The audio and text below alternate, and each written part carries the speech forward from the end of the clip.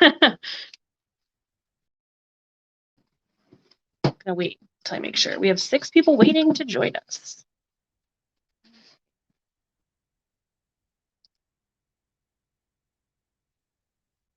Here we go.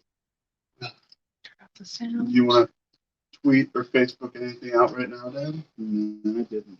Short time ago. Okay, there's this light. It's up on Facebook. Works good. Okay. Hi, everybody. It's Liz from Capricos Books. I'm here at Cemetery Dance. The man, the myth, legend. Yes. Here we go. We are set up ready for your questions. I am monitoring on YouTube and Facebook. Can everybody let me know if the sound's okay or if there's any issues? Leave some comments so we know you're here. You know the deal.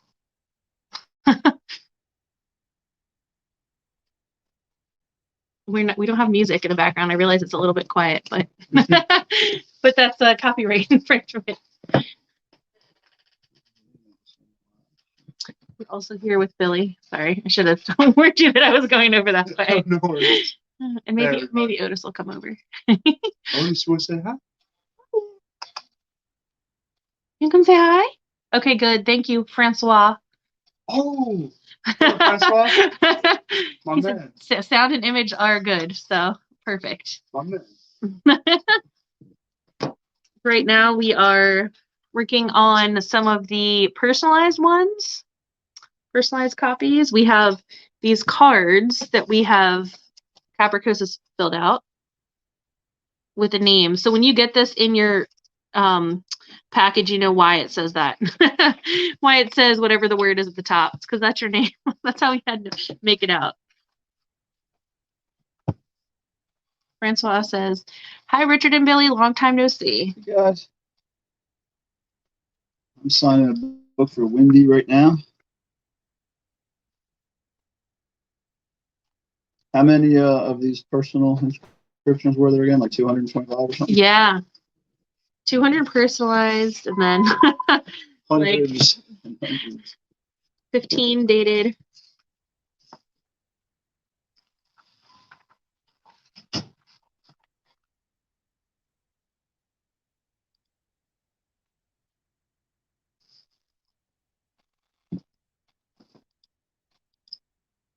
There we go. Sue, our friend Sue Wilson. I don't know. She's awesome. Yes. Sue's awesome. Jackie and Michelle.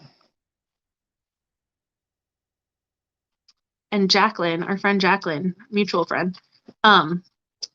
It's Andrew Paris's mom, Oh, yeah. Jackie. Yeah. Thanks for taking the time to hold this live event from Capricos. That's for me and her. She's so nice. Very. She came and did an event at our store too. Very nice family. Bob says, hey, Rich, lots of signatures. Good luck with the hand crayons. We're probably not going to do them all today. We'll spread it out a little bit. Yeah, when I get to, I started a little early, like 45 minutes early. So, hey. You got is this 80 done? Is this all this That's stuff? it. You got 100. Yeah, these are the last two for 100. This is 100 inscriptions. Then I can flat sign for a little while, and then I'll go back to some more inscriptions. I gotta make sure I spell names correctly. Right.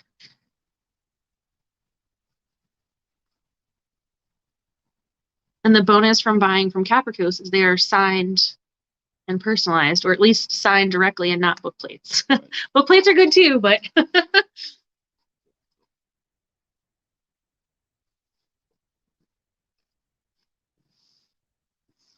Billy's going to sign some Widow's Point for us. yes. Shortly. Is this actually the person's name, or is this a? That's what they wanted inscribed. Okay. Oh, inscribed. Can you read that? I mean, Yeah. yeah, that's their name that they wanted it written to.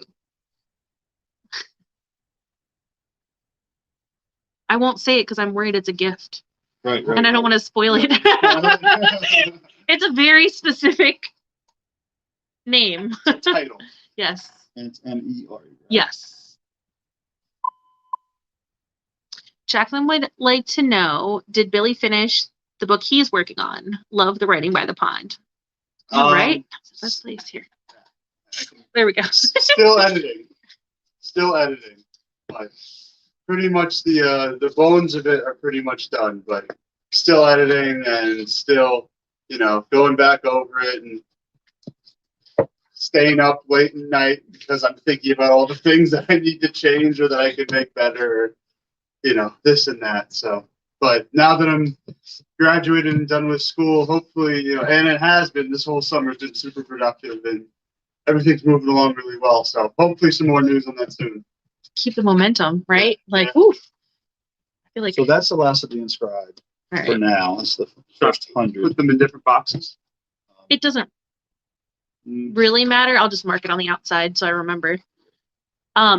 The Doodle Dad says, it seems like forever ago I was watching this with Widow's Point. Congrats on another one, Richard. Thank you. Blair Robert says, hey, Rich. Hey. See how much faster it is when I'm just signing? I got a quick signature. Mark this is Okay, there we go. Well, that's a good idea. Flip it the other way too. I'll come back and read some more comments. So all of those are inscriptions. Oh. And except this single flat. Okay. Yeah, I think this shipment is 800 copies. Is that right? That's I'm surprised the second set hasn't come through yet. But yeah, that should come today. I think she has 400 more coming. Yeah. So yeah. A lot of books to sign. Bill, you might want to stack another box or two if you don't mind. Yeah, I got one side. Get on a roll just signing my name. You're moving, man. I can go fast.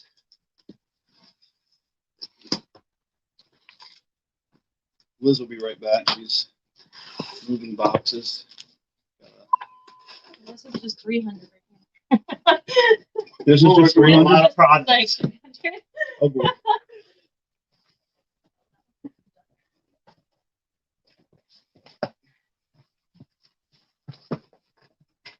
Yeah, the most I've signed, I think, is Wendy's button box. I think advanced orders, I think I signed somewhere in the ballpark of 4,000.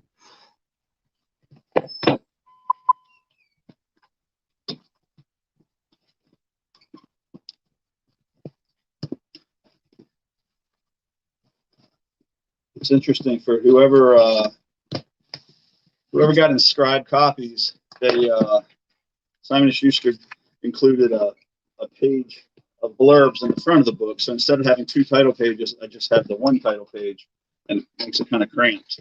Usually you have one that just says the title on there, and there's all kinds of room to scribble and sign your name, but that's not the case this time around. But it's a gorgeous book. They did a great job. I'm definitely excited for people to get their hands on it.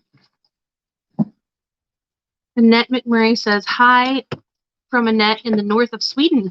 Oh, wow. We were just talking about that. We were just talking about Sweden. We had someone's name who we felt was very Swedish, and instead they were like, where? Arizona. Arizona. This was such a good time to do this because we're going to get all the international people too. Right. Jennifer Bruce says, hi, really looking forward to your new book, joining in from the UK. They used the flag. They didn't say UK. I'm being generic. It should be published the exact same day in UK from Hodder. Nice. Oh, yes, because you have another cover. Yes. It's only slightly different. Yeah. Yeah. Jacqueline says, congrats on finishing school. Thank you. Jackie Muller asked, I pre-ordered mine from Amazon today, so those won't be signed? I don't think you pre-signed them. Those are the ones you get book plates. I'll send you a book plate. But you have to contact them. Yeah, it just email to cdancepub@aol.com, and we'll send you a form that you can get a free book plate. And it's a really cool book plate. So.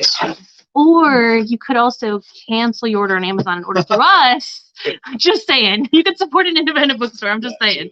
I got to do that while I'm here, right? Absolutely. I appreciate it. Because my numbers count too. You can order, and we're going to help Richard. So, Jacqueline says, Billy and Rich, how do you create a character's personality? I'm always amazed at that reading and watching movies. And well, I'll say follow up with Sue's question: how do you keep track of your characters' names after so many books? You mess them up a lot. That's right. Yeah. I mean, I think even when you read the last pass of what I'm working on, you found a name that I had changed the name. I started out and his name is Jeff, and halfway through I decided his name was Bob or something. Yes. And, who are you talking about now, right? and you know, there was still part 3 was Jeff and part 3 was Bob. Yeah, no, there's a detective in this book where the second half of the novel, I pretty consistently changed his name to a different name of a detective I used in a short story. In a bunch of short stories, actually.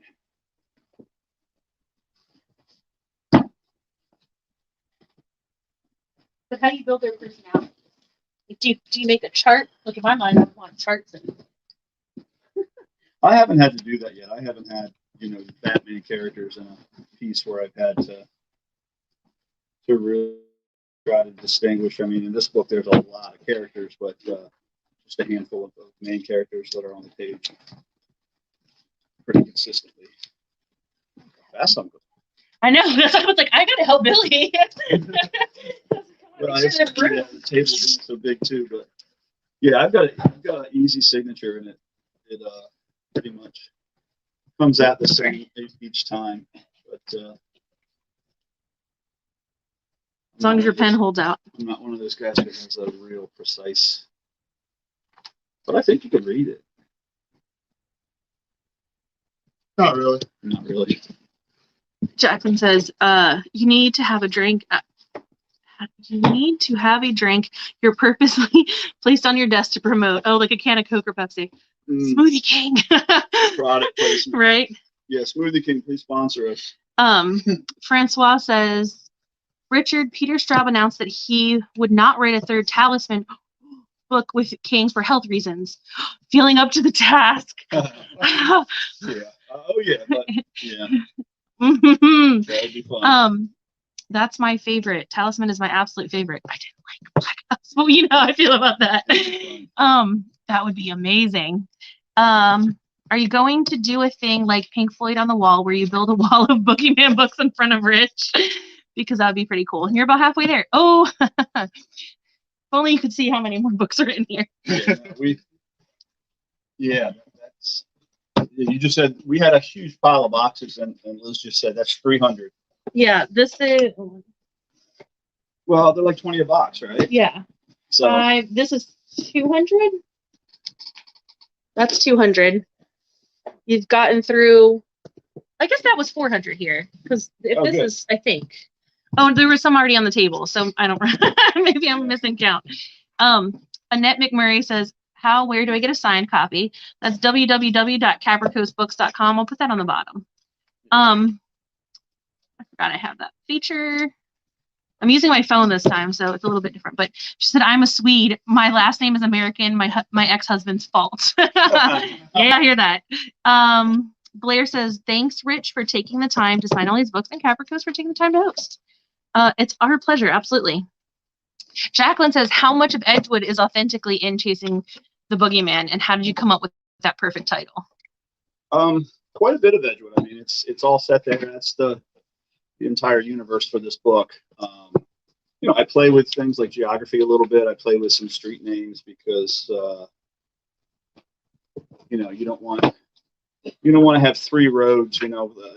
For instance, I might have changed Larch Drive to Larch Road because I used it in the same sentence as Box Elder Drive, and I didn't want to have 3 drives in a row or that kind of thing. So I played with geography a little bit from time to time, but it's 90-something% accurate, and it was a lot of fun to write.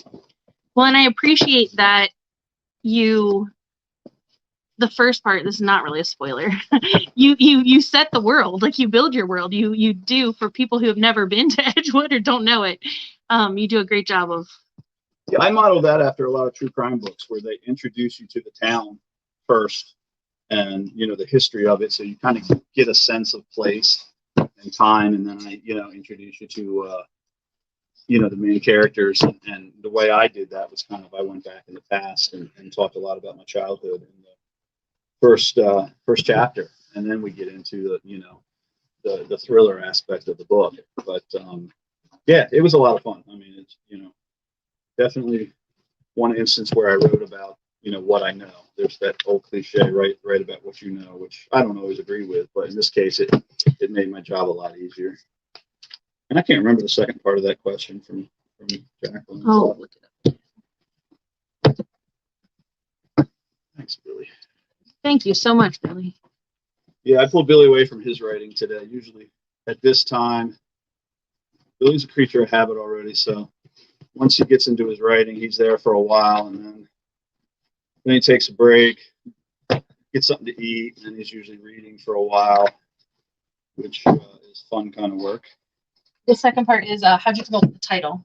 You know what? I'm not so smart. So I've always wanted to write a book called The Boogeyman. It's just simple, straight. I know Stephen King had a story called The Boogeyman, and certainly that's not the only one. But it was my editor, Ed Schlesinger, who was awesome at Simon Schuster, who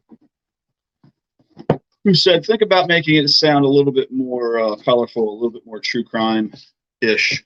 And I came up with a couple. He came up with 3 or 4 possibilities, and Chasing the Boogeyman jumped off the page right away. So that's where that came from.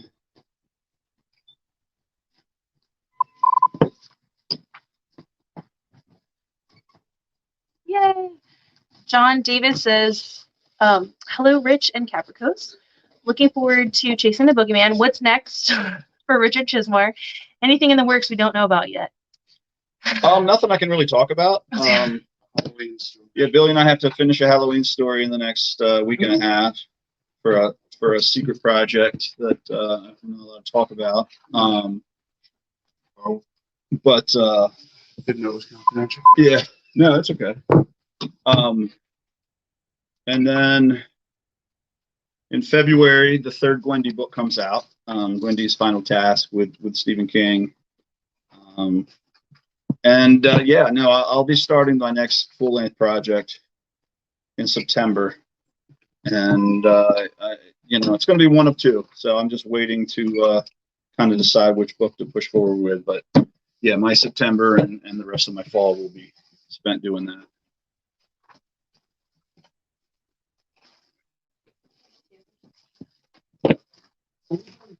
Are some of them are like stuck together? No worries. I think they came stuck together, and some of them have split up and handled.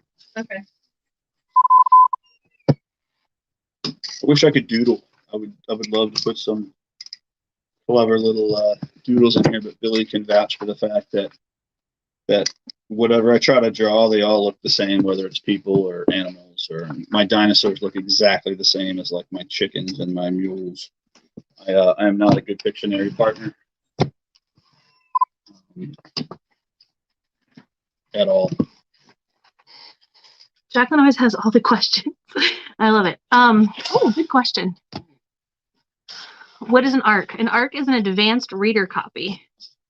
And that's just what it sounds like. It's like a perfect bound paperback Yeah. of the book, and it'll say uncorrected proof because there's usually additional changes, minor additional changes that get made. Can you find like an edit or a character name change or? And they're intended for reviewers, book bloggers, that sort of thing. So here's an example. Like it says right there, advanced reader on sale, not for sale or quotation. Yeah. So this is, and it's paperback, not nice like hardcover. But Interesting that they're not for quotation. well, because they change Yeah. before sometimes. So they are they send them, I know they send them to like bookstores and things like that. So we know, we review them in different places. And that's how you get like the blurbs and stuff. I don't know if that's what you talked about. Sorry, when I was loading the car. Francois said, I'll doodle for you. Yeah. Francois can doodle. Bob Beamer says, yeah, give me a doodle. Remember, all things serve the beam. That's perfect.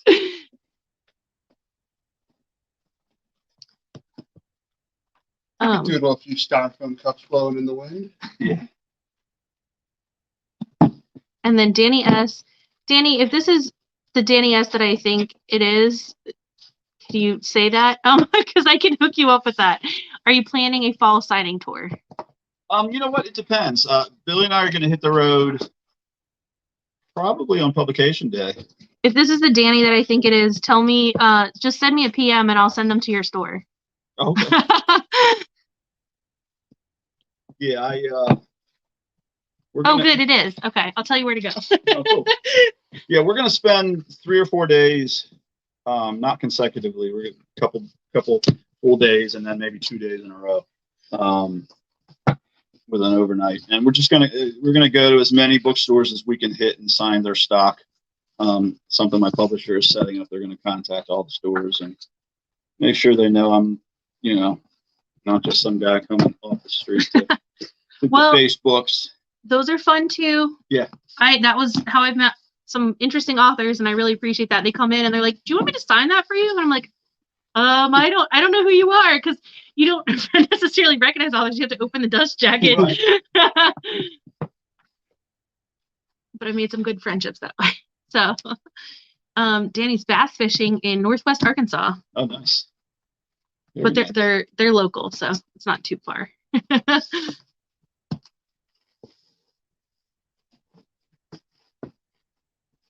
I should ask Danny, do you want me to say the name of your store? I don't know if you want me to call you out like that. I can. I don't have a problem with it, but let's see.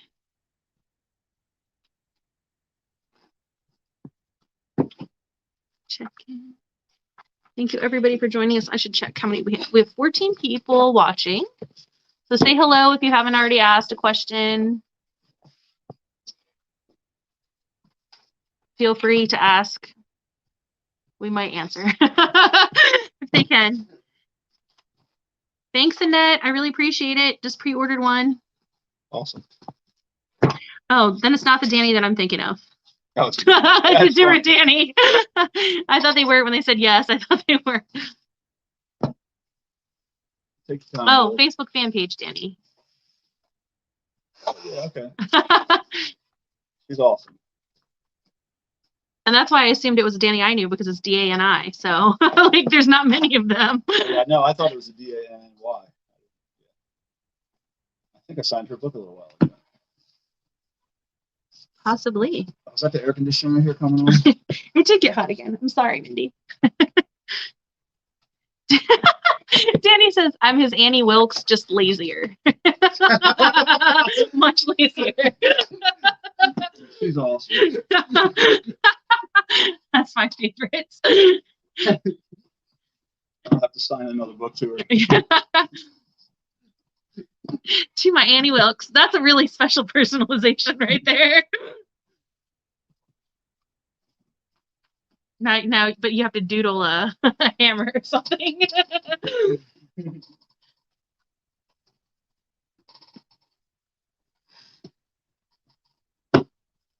People ask how I can sign book plates and signature sheets so quick. But yeah, I can get through them. We're carrying out boxes by 20s, and it feels like we're going through them very fast. Yeah, I realize they are just 20s. I'll slow down. Get away if you need to. I'll slow You're burning through our Hand supplies. exercise.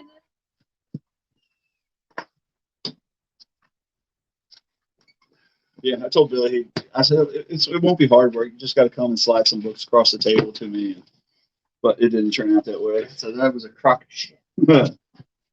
Getting a workout.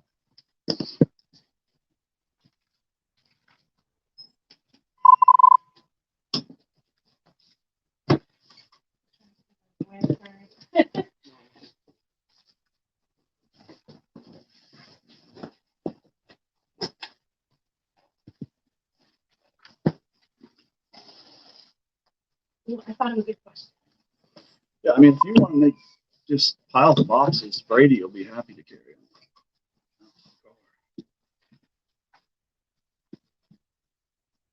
them.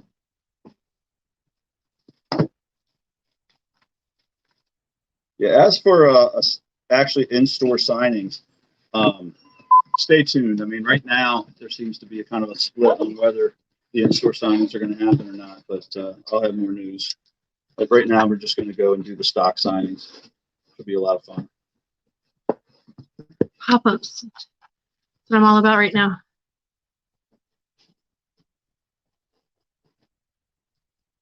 And that says, as long as one of your characters aren't called Misery, you're safe from me. Gary says, greeting from Edwood. Oh, cool. Gary. Hopefully I said that. He's done 40. I'm slowing down for you. Fine. I just feel bad. Maybe I'm making it get hot in here. I Opening the door. have plenty of room. Okay. Yeah, and I have a cart. Yeah, and Brady can help here. He'd be happy to. I don't know if he'd be happy. I'm just going to volunteer. He's gonna have to bring more boxes up here soon. If book signing was an Olympic sport, Rich would end up on the podium. Yeah, Mindy. You want to have Brady bring more boxes up here? Yeah, I think. I could be wrong. I have a cart if you need the cart too. We have all kinds of parts up in it. Should. We move a lot of books. Yeah, I assumed you do, but Although a lot of times it's italics. Did I imagine it? I thought you I dreamt it. I was gonna say no one came through here. I hallucinated it. So Kelly, I do not have a new brick and mortar location. I am mobile now. So you can check out our website, our Facebook, our Instagram, and you can see our awesome new bookmobile that I just learned is getting fixed. So I'm so excited. I can't wait for it to be here, but it's really, really neat. It's a trolley. You can see pictures of that anywhere else. Sue Wilson, our favorite, says, I give him the gold. Marley says, you're going to need a bowl of ice water for that hand signing.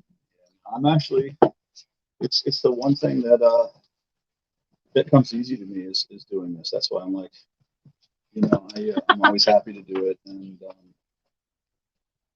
fact that I have like a doctor's signature, kind of a scrawl, makes it easy to do.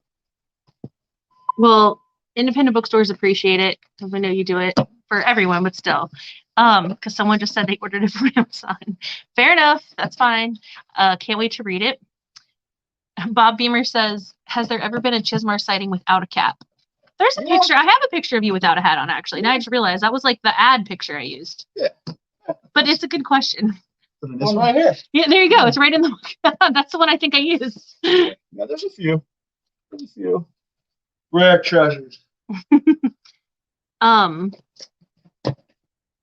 Kelly says we need to reschedule that podcast. That's Kelly White. Yes. Rich and Billy, what's your favorite character you've created? I'm sure for I'm Billy. gonna do Billy's face. Like I didn't get his face. I'm sure for Billy, it's like oof. It's one from his new book, which I will caution him not to talk about, as not to jinx himself. I was gonna say, Got him with his phone. yeah, Parker, the lighthouse keeper. Oh yeah. But half that's because how Michael Thurber played him in the movie. Yeah. Because he was awesome. Sure. He was just. How fun is that? Having your characters like come to life. It was That great. was awesome. Especially that character. Yeah. Yeah, and Mr. Thurber was he was a theater actor, right? He is. Yeah. Yeah, and he just had all these great facial expressions that made the grumpy old lighthouse keeper come to life. He was awesome. We're gonna sign. Is that a box of Widow's Point? Yeah. We're gonna Okay. Take a break. Sign Good. Switch it sign a up. box of I've those. almost outpaced how fast I can give you books. I'm gonna mute really quick because I realize I have a question that I don't want to ask it on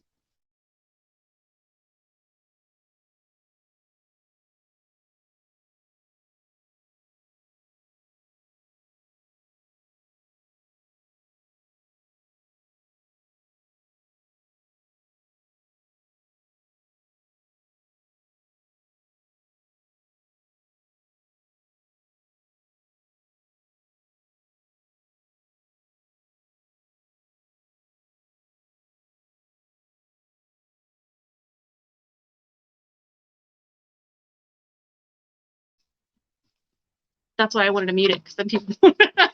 Okay, we're back. Sorry. So you're gonna be suffering from carpal tunnel syndrome after this, Rich. I'm good. I'm just gonna. I just tilted this so that Billy can sit next to you over there. Oh, cool. I'll slide over. I'm gonna just try to. Someone's trying to. Getting all Someone kinds on of my messages. Instagram is trying to. Hey, you want to get this set up? Yeah. He's trying to plug in from Brazil. Ooh, YouTube. It's on YouTube and Facebook. So if they can't get one, they can try the other. Where's your favorite place to write? Inside, outside? Billy's outside. I know that. Even when I go to like a cafe or a coffee shop, I always take the outside table. Does that mean you tend to? Does that mean you tend to write only in certain months, like if it's too cold, or? Oh, I just go outside anyway. I spent, Okay. I spent 4 years of college up in Maine, so whatever Maryland throws at me can't be that bad. You're one of those kids who wears shorts year round. When I could, definitely when I was, running around, or I run hot. And I'll write anywhere. It doesn't. When I'm into something, it's pretty all consuming. So anywhere from my office to the dining room table to the kitchen counter and anywhere, front porch, back porch, and I can write. Drive through line McDonald's. Yes, in the car, believe it or not, and That's the one that makes me car sick. they make fun of me for us. If I'm really rolling, I'll take my laptop into a restaurant like for lunch, and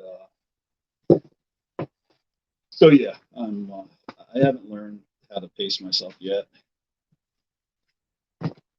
but I'm able to get a lot done in a fairly short amount of time because I can write with all those distractions.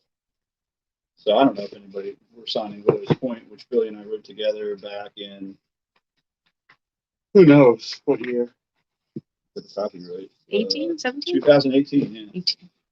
And hopefully after Billy finishes his novel that he's working on, we're going to write the sequel, which will be a blast to go back to that locale and the lighthouse keeper that Billy just spoke of. Still good. Did I send you the potential first chapter? No. Billy worked on it up in college and then moved on to other things. My brain has trouble settling on one thing sometimes. Likes to jump around. How do you get the books open so quick? Sorry, I could help with that too. Oh, no. I usually tuck the jacket in when I'm for people, but I'm just monitoring the questions. He's just outpacing me. Yeah, take your time. Take your time. Jamie What did you says, say, Steve? Monkey soup? Chim chim. Chim Chim Sprite off his throat. Jamie says, really wish I could hang with you today, but I got to get ready for work. Hope everyone has a great day. Thank you. Thanks for stopping by. Billy, what is your favorite story of your dad's? Or what is it?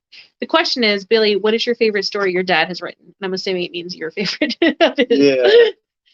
Oh my God. It's either Can it be a book or just a story? kind It of.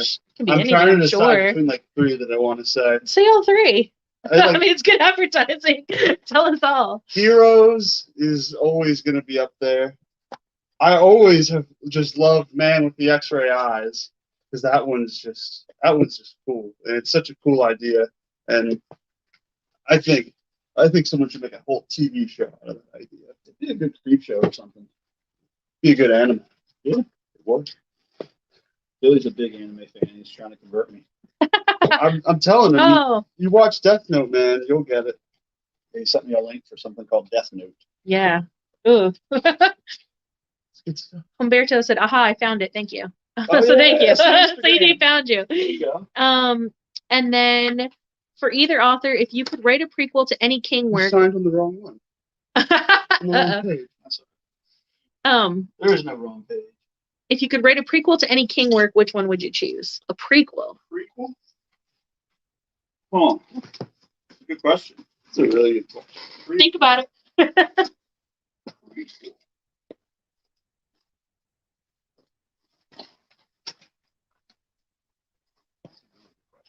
Right? As a reader, I'm trying to think, which one would I like? Maybe another one like Wizard of Glass.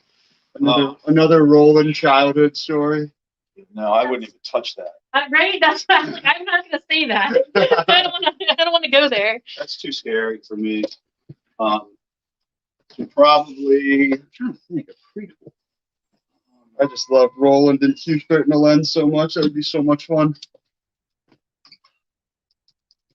Salem's Lot would be fun. I was about to say Salem's Lot. And I know there is kind of a prequel with what the hell's it called? Jerusalem's Lot, the short story. Mm-hmm. But it'd be fun to pick up that thread and go with that. Otherwise, I don't know. That's a really good question.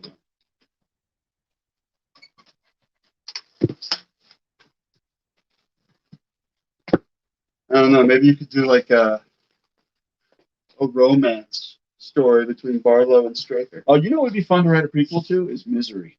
It'd be fun to go back to go back in time and a lot of Annie Wilkes's past is touched upon in Misery, and there's newspaper articles that he finds, but yeah, it'd be fun to really go and get into her history.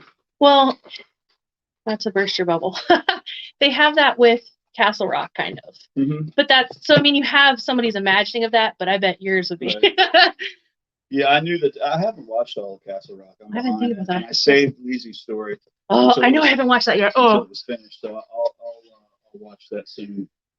I'd love to. Billy refuses to watch things that he hasn't seen that he hasn't read the book for, so he has a lot to. That's why I'm putting that one off, because I want my husband to read it. Because you know people who do book folding pages, like where it's like art on the side. I had that done for our anniversary because I love that book, and it's such a beautiful That's cool. dust jacket inside. So I'm like, that's such a sweet like love story. So I had that folded in our anniversary date. Let's share a picture, but he hasn't read it, so we can't watch it. Oh. And I'm like, no, I really want to see it. That's him. For sure. God. Hey there, Molly says, thank you so much for making this virtual for all of us to see. When writing Chasing the Boogeyman, what was your inspiration behind it? Back in the book's set in 1988, and back during that time period, during the latter 80s, there were a series of break-ins in Edgewood where an unknown assailant would break into homes and he would touch women while they were sleeping. He would caress their hair, touch their leg, touch their arm, that kind of thing.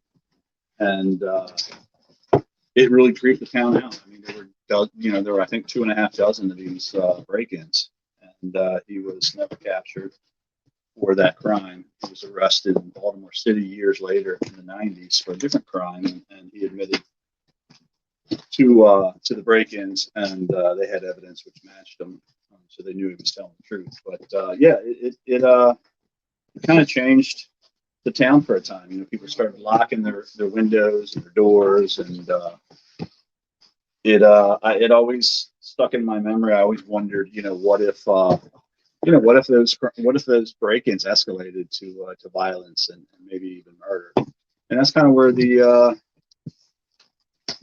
origins of the story, came from. I always wanted to write a novel in my hometown of Edgewood. And a lot of my short stories, a lot of them are set in Edgewood.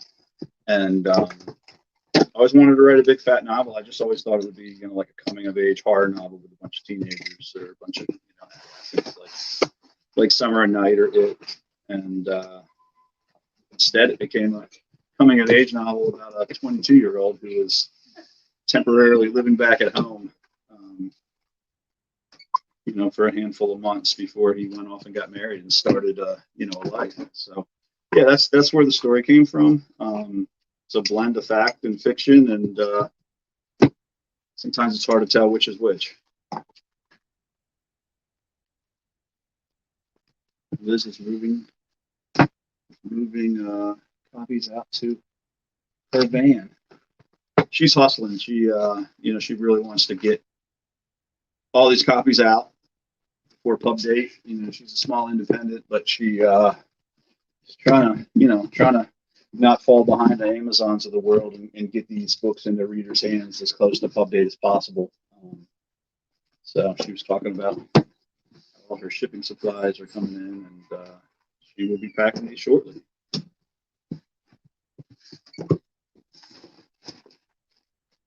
I have 260 books so far That's 260 books so far in my van. in her van. So we're hustling. It sounds like a lot, but then when you know that the pallet had 800. I'm sorry. So, but no problem. I'm happy that people bought them, and yeah, I mean, Billy will tell you when I came up with the idea for this story, and I came up, and it became apparent that it was going to be set in like a true crime format, and we're going to try to, you know, my initial idea was to pass this off as real, as completely real. I was going to try to Blair Witch, to use that phrase. I was going to Blair Witch it, and we're going to plant news articles online, have a website created, the whole thing, and then Simon & Schuster's lawyers came on board. And Billy told me right from the beginning, I don't think you can do that, Dad. I think you could get in trouble. And I was like, we'll see. I didn't think. But I very specifically, I remember telling him, I said, Billy, we don't know whether 5,000 people are going to read this, 50,000 or 50. I said, so it really does depend. But Simon & Schuster's lawyers came on pretty quickly and said, no, you can't do that. So that's why it says a novel right on the front. That's why there's a disclaimer printed in the beginning. And there's an afterword where I kind of discuss everything and how I did it, and all that fun stuff. So yeah, I wanted to really try to pass this off as real, but that didn't end up happening. Although a lot of people, you know, I glanced at some of the early reviews, like on Goodreads, and a lot of people said that as they read it, they kept Googling to see, you know, the victims' names, and they, you know, they weren't convinced that it really didn't happen. And some people just didn't read the Disclaimer. Yeah, some people don't. Which is one of the reasons, yeah, I actually thought that when I was grumbling about having to include one. It's like, you know what, a lot of people just skim right over it. So, yeah. Okay.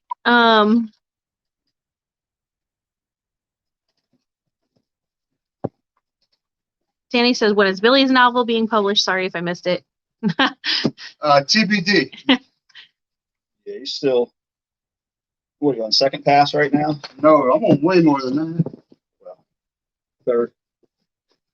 Way more. I've only let you see it once. That's true. I have done much more in the background.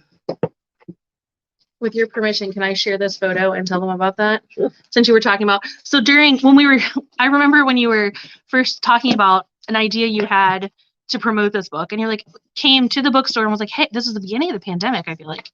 And we were closed, and we got to hang this sign up in the bookstore. So that picture was taken, I'm so proud of that, in Caprico's books when it was a brick and mortar. So it made it into the book. I'm like so excited to see that. Yeah, it's like a missing girl poster. a nerdy, yes, this wonderful missing girl poster. Not wonderful, I guess. That doesn't sound terrible, but part of the book. So nerded out. So that's what I like is, like I said, you didn't have to create a whole world because you had it, but you changed it enough that that made it its own. It's Edgewood, like but not Edgewood. Like, I really wanted to create a fake website that looked like something that had been put together back in the 90s and then, you know, never updated. Oh, that would have been fun to make. Oh, yes. I wanted to plant some fake newspaper articles so that when people Googled, these things actually came up. But that'll have to wait for another project, one that doesn't have lawyers.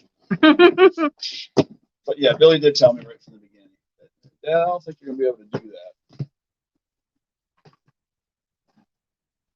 Shockingly, I am the practical one. Molly says, what a cool origin to this upcoming novel. I can't wait to read it. Thank you. Bob says, I love supporting independent bookstores. We love you. It's a little fascinating how Barnes & Noble drove all the local independent bookstores out of business, at least here in Ventura 15 or 20 years ago. And now even big stores like Barnes & Noble are worried that Amazon is going to drive them out of business. Support independent bookstores. Yes, thank you, Bob. Molly said, that would have been awesome. I'm sure that was for a specific thing. Danny said, can't wait. Casey said, super excited for this release. Danny said, yay, Casey's here. Danny said, hey, Sue. I signed the book to her, Casey, Yes. a short time ago.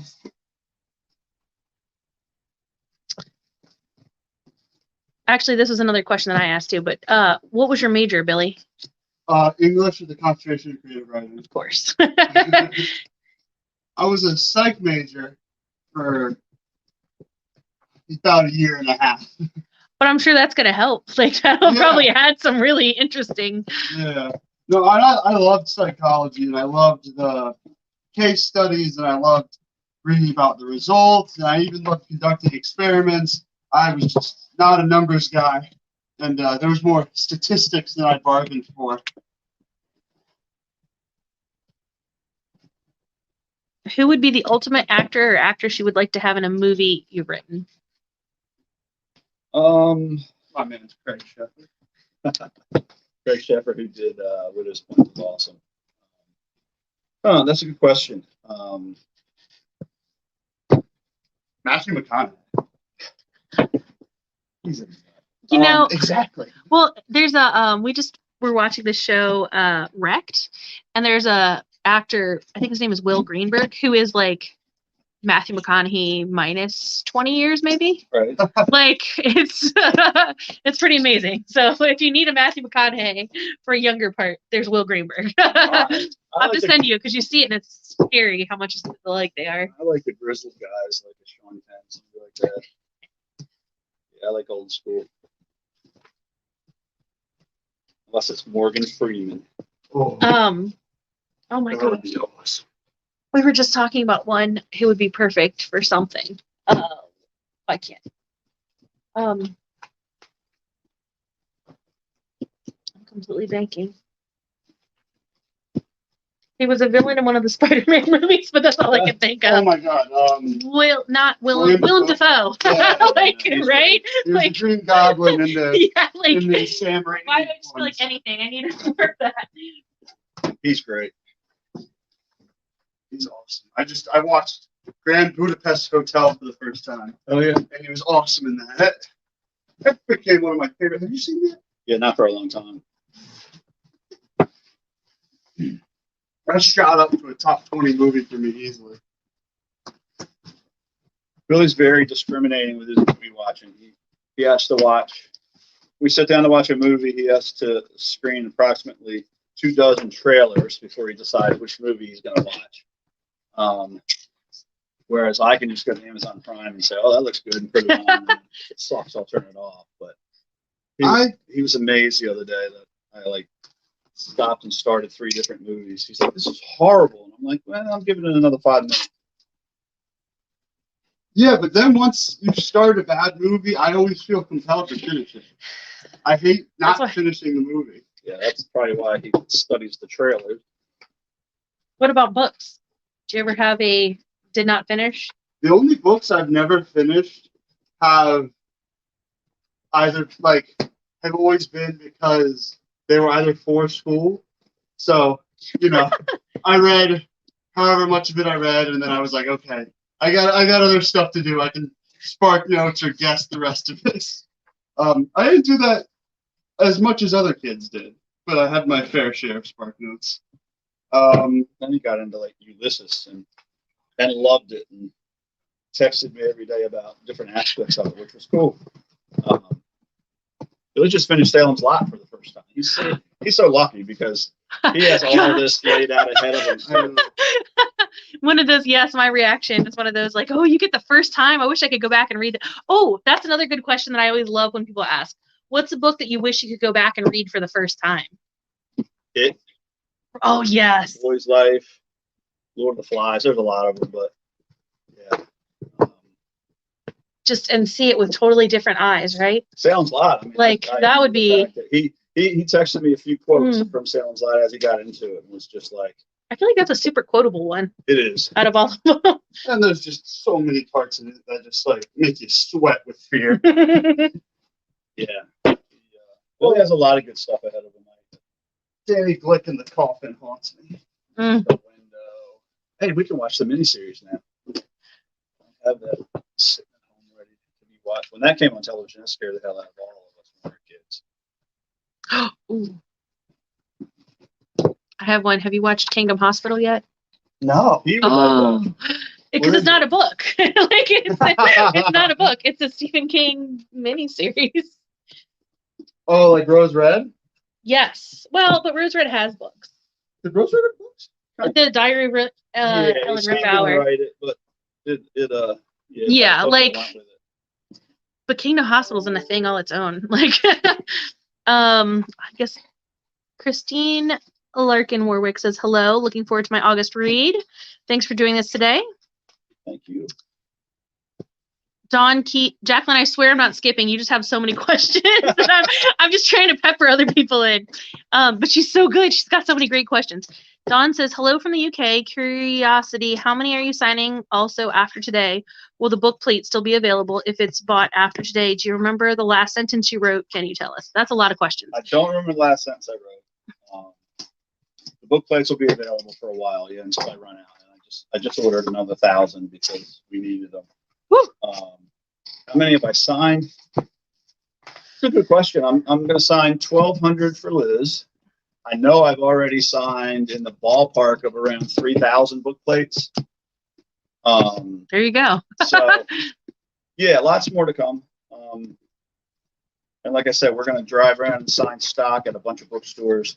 We can try to cover Pennsylvania and Virginia and West Virginia, Delaware, Maryland, New Jersey.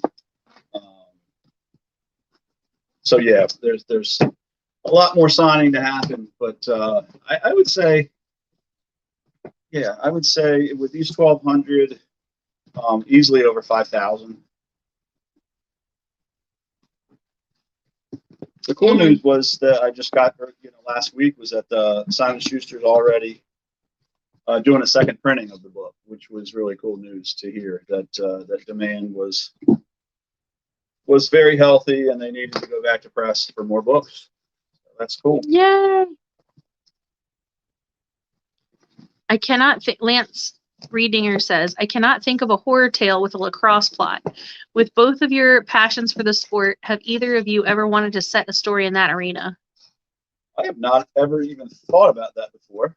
I think I've always thought about how a really stuck up and not very friendly lacrosse, like college or high school lacrosse team would be the perfect target for a serial killer. Oh yeah. Well, lacrosse players have been part. Lacrosse players have been killed quite a bit. Yeah, they've been part of because it's that perfect small college kind of prep school setting where you've got lax players and they certainly make juicy targets. But yeah, no, I've never thought of actually interjecting the game into a horror story. It'd be interesting. It'd be the goalie who did it because they're all. Are you serious? They're all freaking crazy. Like, no, the goalie saves the day. Yeah. That's probably true. Laura says, my friend Laura, she's amazing. My husband has purposely tried to find bad movies. He will finish it and then he has a spreadsheet of his ratings, pandemic time on his hands. Oh, I'd like to see that. Yes, you got to share that. Tell him to watch a movie called, what's the ice one? Hypothermia. Hypothermia. Yeah, it's one of those ones where you can almost see the zipper and the monster. In the monster suit. Oh, but it's also one of those that had an inexplicably really good actor. That is true. There's the guy from one of the guys from Walking Dead. My husband has one that he watched, but I can't remember. He loves not necessarily bad movies, but like apocalyptic movies. So he's I went definitely through seen it. some fun ones. Yeah. Has you ever seen Rubber? I don't know. About the haunted tire. It's a true story. And Steve King is the one who told me I had to watch it. That's amazing. I love that movie. He was going through movies recently. He's still, he's watching all the You're through movies the from, year, like, the last right? 60 years or Yeah, something. a movie from every year. I keep trying to convince him to watch certain ones, and he has not taken me up on one suggestion so far. And I remind him, you're the dude who told me to go watch Rubber. Rubber is awesome. I will not tolerate rubber slam. But hypothermia is you have to see it to believe it. I went through about, I guess it was 2 months ago or so. It was before Billy came home from school, so maybe it was 3 or 4 months ago. But I went for about a week and a half. I watched just the only thing I watched were found footage films off of Amazon Prime, Netflix, and Hulu. And I watched probably 30 different ones, and I found 4 or 5 that were really good, and the rest were not. But that was an experience. I actually like found footage quite a bit. It depends. Well, that's the thing. Like I said, I went through a bunch that were just horrid and not in the good way. There's a really, really, really bad one you've probably heard of. Be careful. We're fans. What's it called? Cannibal Holocaust. Oh, that's Oh, I know. That's what I was like, oh Yeah. God. Like, I have not watched it, but I've heard a lot about it, and I don't think I could. Like, I'm pretty easygoing with stuff, but I don't think I could ever watch that. I saw that at believe it or not, like at a convention. Yes. I don't go to a lot of conventions, but I think my ex-husband saw that with his dad at a convention or some film festival. Where else are you going to see it? right. I've never seen that one, but I'm not a like Green Inferno. I don't like cannibal stuff. Yeah. Green Inferno grossed me out. Wrong Turn grossed me out. Josh Marcella, Mm-hmm. our friend, yeah. Good guy. Can't wait to get my hardcover. Read an arc and absolutely loved it. Thank you. Alan Hayes from says hi from Scotland. Woohoo! Looking forward to getting your book for my wife to add to her collection. Congrats on the book. Thank you. Dawn says, oh my God, that's a lot of books. Thanks for answering my question. Laura says, wasn't there a real life lacrosse player maybe 8 to 10 years ago that murdered his girlfriend, I think in Virginia? Yes. I was going to say that sounds familiar because I'm fuzzy on the details. I don't remember that either, but. Yeah, that happened. It happened. Dawn, to answer your question, I have no idea if they will be available on Amazon UK. Well, they're being published in the UK, so you can probably get it there. But I do also signed copies are available on capricoast.com, and it's $22 flat rate shipping. And if you leave me a note in the comments, it should be for any book. So if you order any of the signed copies I have, it's a flat rate of $22. So that means order multiple books. Order Widow's Point, order all of them. Second printing is awesome. Congrats. That's from Danny. And Casey says, I second Danny. Second printing is awesome. Okay, Yeah, now I'm going to load these. That was a nice surprise. That was a nice surprise. Kind of rolling though. What time is it? I've been signing for an hour. An hour already? Yep. Time flies. Yep. Yeah, the second printing was a nice surprise. I just heard from my editor last week, and he dropped that on us. And I'm not going to talk about quantities or anything because that's more their business. But it was actually a really healthy second printing too, which doubly pleased me. So at some point, we should start seeing second editions, hitting bookstores and all that. But my guess is that won't be for a little while. These are all first editions. I know all the copies Amazon got, they were first editions.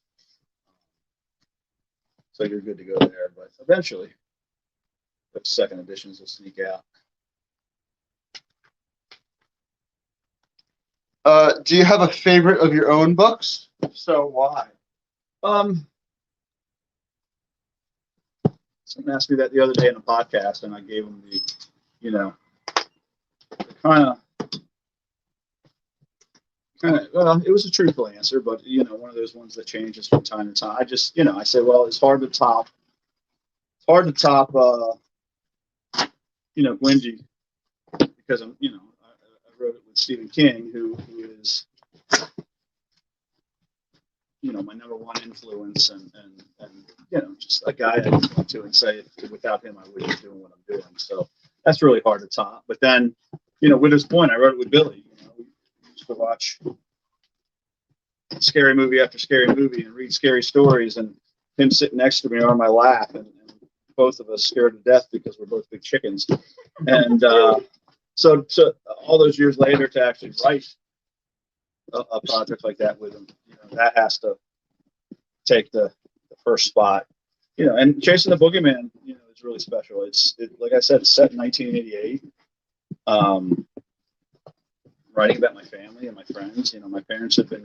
Both of my parents have been gone since my mom in 2001, my dad in 2007. So while I was writing this book, they were alive and well, and we were all living in the same house and eating dinner together. And so, yeah, this book was very special in that regard. Same thing with writing about a lot of my friends who are now scattered all over the country. So for a while, we were all back home again. So yeah, that's a long, convoluted answer to say. It's probably still Widow's Point, but the other two are pretty damn close. Oh, shucks.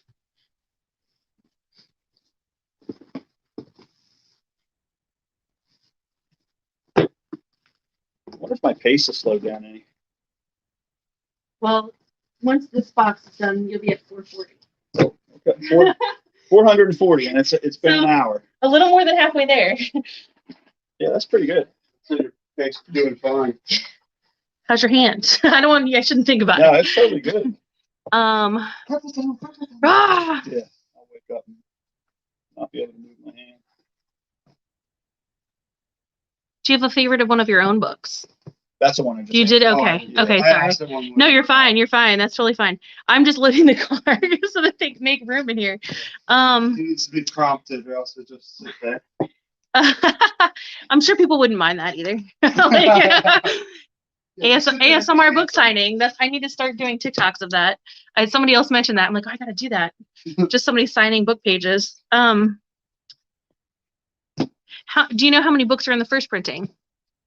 I do, but I'm not sure I should be Saying. saying. I'll actually Quite a bit. I'll actually ask my publisher that. Yeah, we got a really healthy first printing. My agent, Kristen Nilsson, who knows everything about publishing, she was over the moon with how many was in print, were going to be in print, and that was before the reprint. So yeah, Gallery Books, Simon Schuster, they did a great job. They're really promoting it, and they believe in it, and that's usually I don't feel so responsible for how a book does, because a lot of times it's through Cemetery Dance or another indie publisher, and I kind of know what the ceiling is. And with Boogeyman, where it's a different publisher completely, they paid a really fine advance for it, and have a lot behind it. I really feel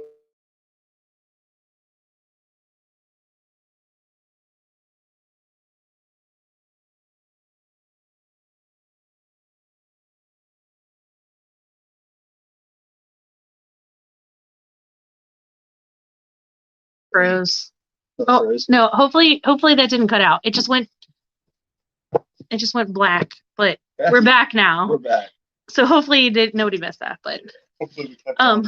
yeah, 17 people in here. Yay. I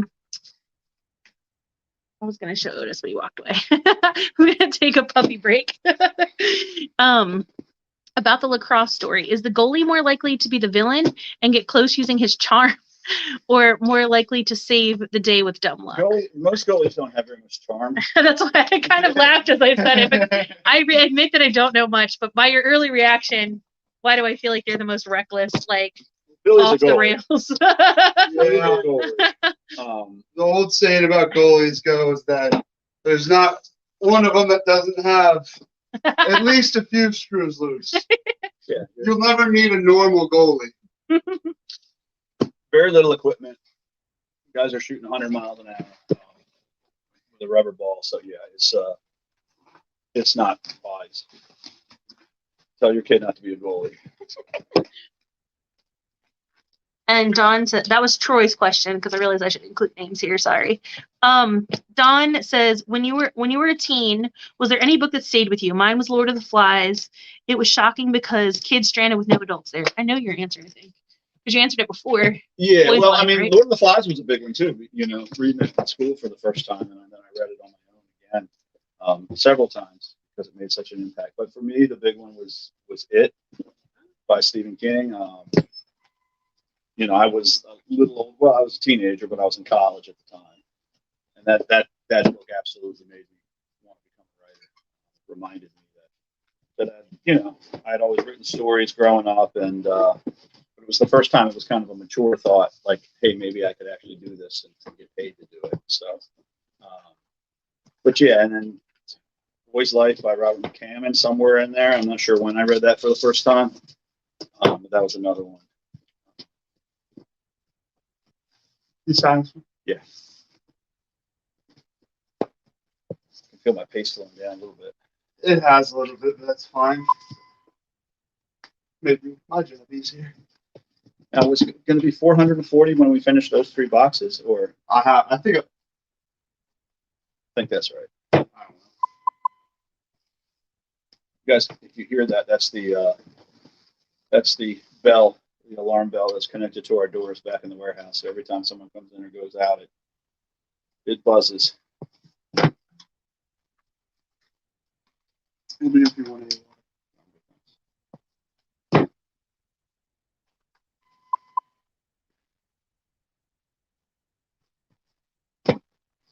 There's 20 on the table right now.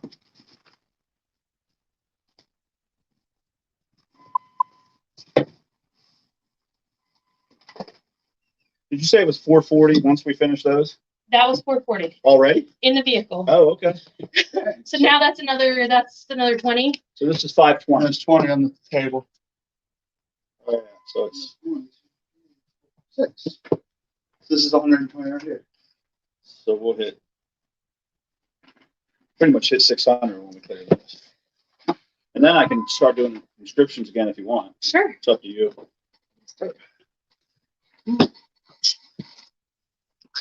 Lisa says hello from Georgia.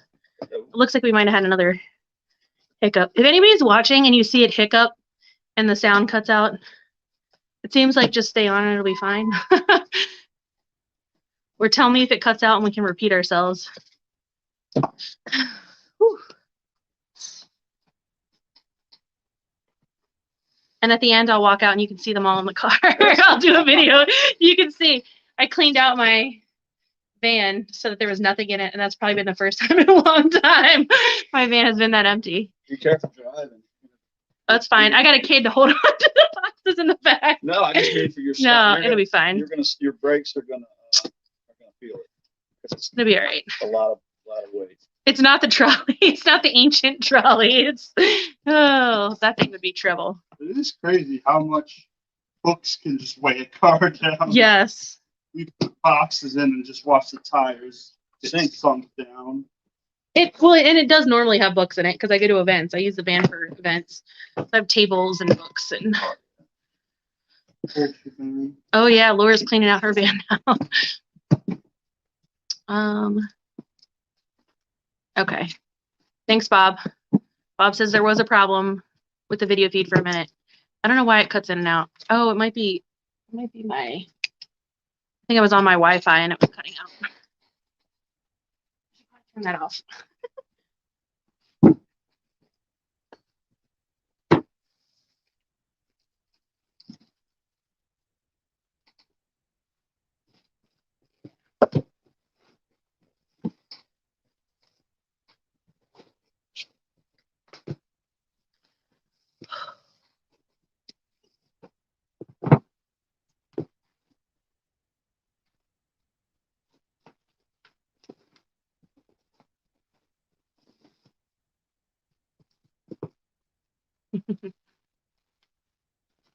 You're counting. Oh, I just got an idea. Oh, do you need to go write it down? No. It's all right. I'll remember. That's right, you're young. I'd be like, I gotta go write it down. Do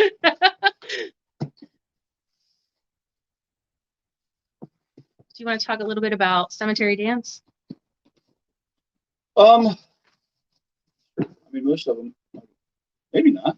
But just in case people don't know, I mean. Yeah, all these books behind me are and surrounding me, and on that side, those are all Beautiful. I want to pet them all. I'm sure you hear that a lot. I think we're up about 500 hardcovers. I think the first one was published back in 91 or 90. It's called Prisoners and Other Stories by Ed Gorman. The Dean Koontz introduction. Somebody asked me that question on a podcast the other day. Which author, alive or dead, would you choose to have dinner with?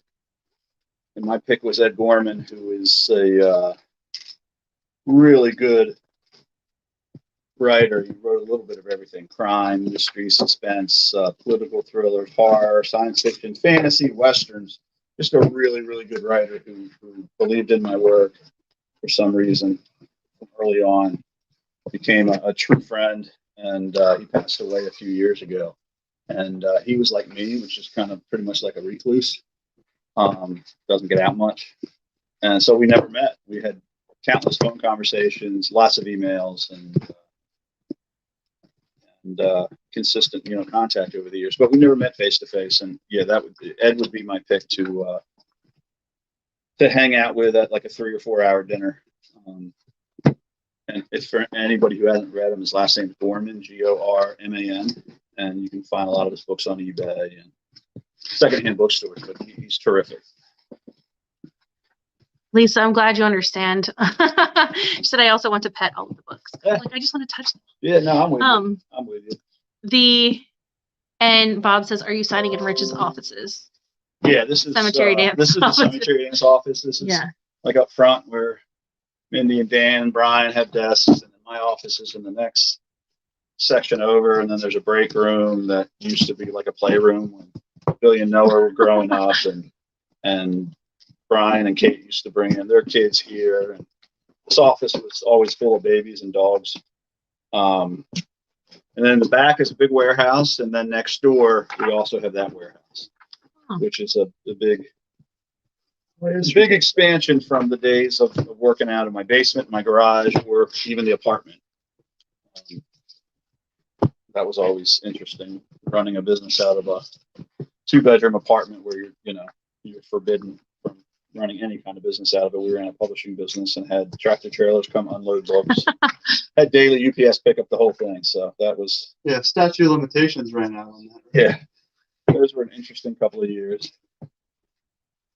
Tractor trailer would roll in with a pallet of books to deliver, and I would pay the neighbor downstairs, a teenage kid, $20, and we would unload the boxes, the pallet, throw the boxes up in my dining room, and we would do it in like under 5 minutes, be drenched in sweat, so that we wouldn't get caught.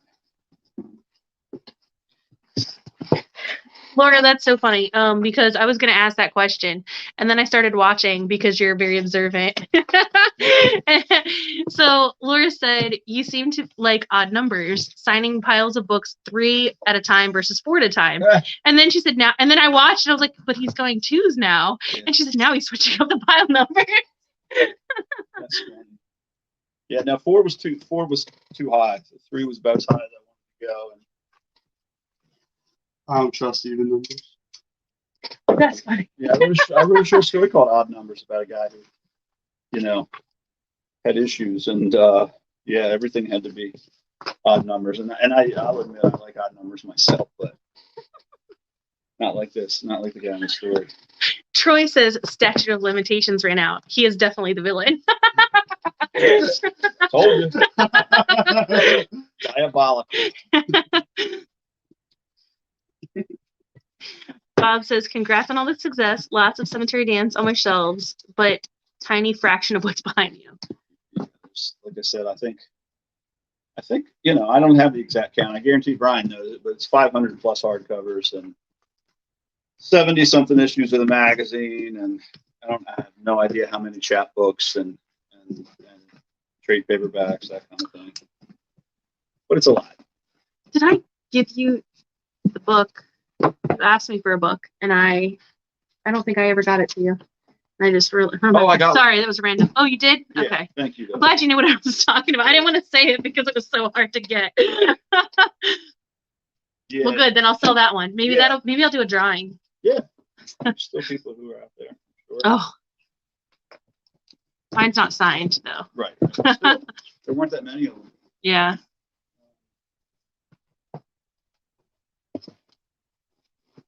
I was very sad because I ended up selling my own by accident. Oh. And then luckily another bookstore was like, I have a few. I'm like, all right, buy them all. Yeah, some stores I saw they had. I tried to get my husband to call one of the stores on the day of when they had it. And they were like sold out and like he couldn't get through. And then he finally got through and they're like, sorry, it's gone. Sorry, Sue. We're talking about In the Tall Grass. So for Independent Bookstore Day, they published In the Tall Grass as a chapbook, I guess. Yeah, a little booklet. Yeah, and I think they had 300 that were signed. 305,000 that weren't. Yeah. So unfortunately, I was not able to get the signed ones. That was a whole frustrating thing for me. Communication issues, but I thought I ordered it, and then they showed up unsigned, and I was really sad. And then out of those 300, I would say 100 of them were on eBay within the next hour. Oh yeah. Like of the day for way. $1,000. And I think it was 22 originally. Yep, that's the way. Okay, this is a good question. Will there be a cemetery dance slipcase for Chasing the Boogeyman? I don't know. You know, I haven't really thought about that. Oh. That's another Brian question, but there might be a limited edition. We recently sold. There's going to be a limited edition in England. We just sold the rights to. Oh, nice. And there won't be that many of that. We did. You should send it along with a piece of real Edgewood soil. A vial of soil. Yeah, we were able to recently get the rights to do a limited of Boogeyman if we decide we want to. But if we do, that'll be a later, 2022 kind of a thing. And the one question that I always like to ask about is the cover and how much They gave me, influence versus like.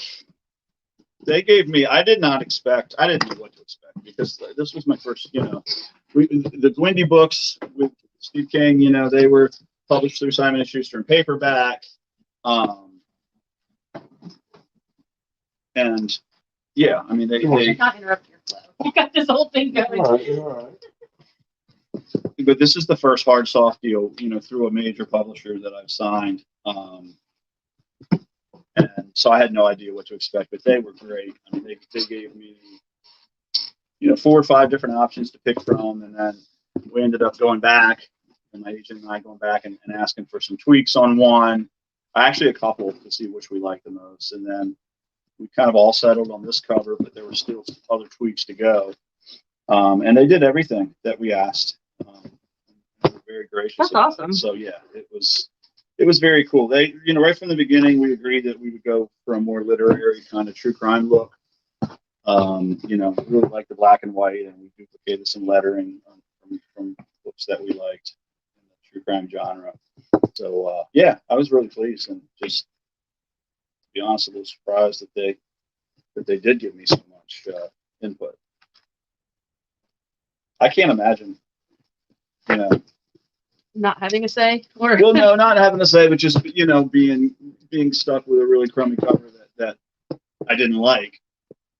You put your heart and soul into the words inside, and then it's packaged like Jack Ketchum's The Girl Next Door, which the original paperback had a skeleton cheerleader on the front on a bicycle, I think, and it had nothing to do with what was really a disturbing classic story inside. And I just can't imagine, but it happens all the time. It happened a lot more back in the paperback heydays. But yeah, so I got lucky. That's a way of saying I got really lucky. Am I allowed to say that for like 2 weeks, there was basically a poll in our family group chat every day Yeah. with, do you like A, B, or C?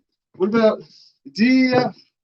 And just all these different variations and options. Yes, that is true.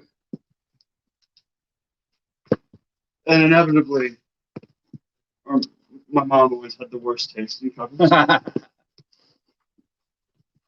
Three of us would all pick one, and she'd pick the like this one.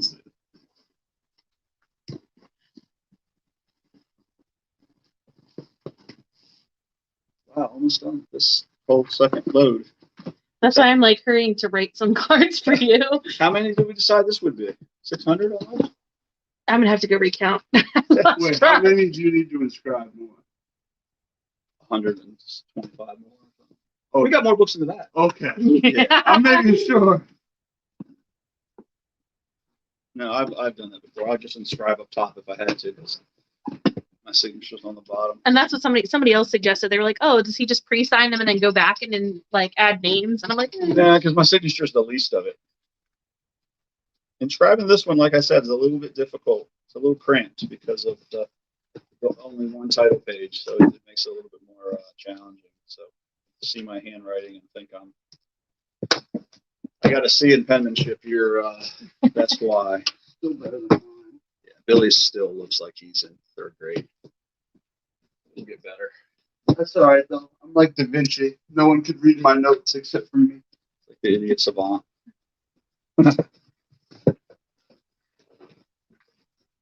Amen. Can you get Brady to bring like 4 or 5 more boxes? Jacqueline says, "Has there been a place that you traveled that inspired a story?" Well, I always joke about wherever I go, I'm going to write a story set there because then I can write it off. I still need to like write something in Ocean City, Yeah. down at the beach, and write that off. But yeah, I mean, there's everything inspires, everything kind of informs the something eventually. I remember I was hiking our family and then my in-laws who live up in Hanover, Pennsylvania. This was years ago. We were hiking around Cadorus Lake, and of course we took one of our ill-fated shortcuts or something like that, and got semi-lost on the way back to the car in the parking lot. And I just remember at one point we stumbled upon this kind of barren field, and it had what looked like an old well in the field. And so, yeah, I mean, I went right home, and sometime in the next week, I wrote a story about this, about the well that we found, and a voice and bad things happening. So, yeah, it all kind of factors in eventually.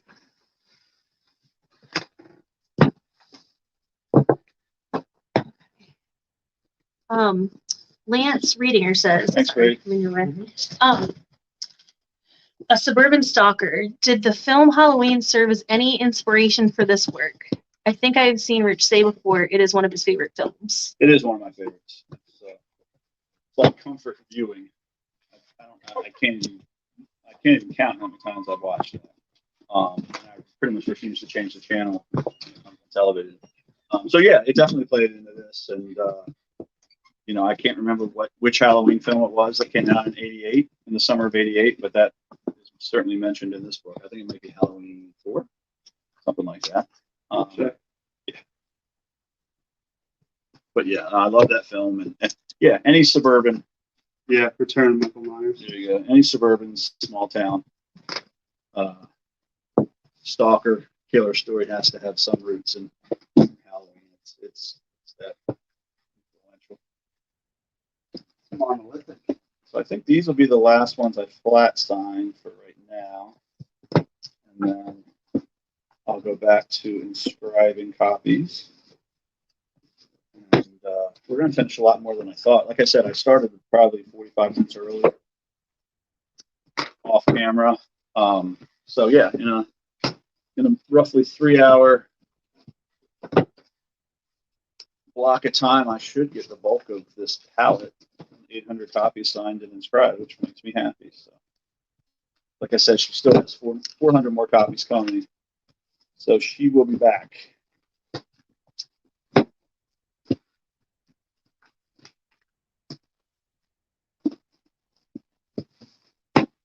And she has extras. Not all of these have sold. Most of them are sold.